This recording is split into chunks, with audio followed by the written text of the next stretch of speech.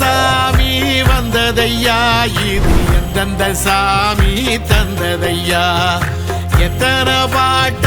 சொன்னதையா, அத சுத்துற பூமி கண்டதையா,